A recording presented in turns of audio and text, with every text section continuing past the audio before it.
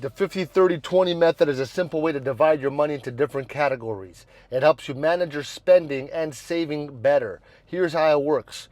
First 50% of your money goes to your needs. Needs are things that you must have to live, like food, housing, and transportation.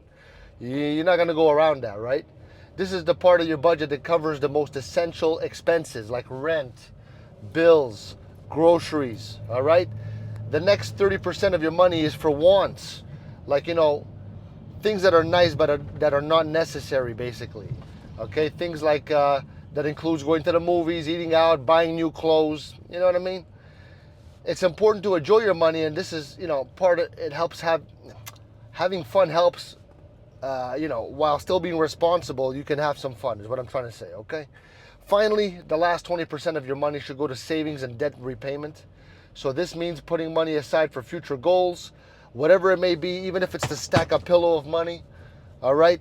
So basically, saving money is important so you can be prepared for emergencies or big purchases. All right. Very important. Using the 50-30-20 method makes it easier to plan how you use your money. It helps you balance your needs, your wants, your savings, makes you more confident in managing your finances. And, it's a good way to go. If you can save more, save more. If you don't need to have fun, even better. I don't need to have fun. Just save the money up. Spend it later when you have more capital gains.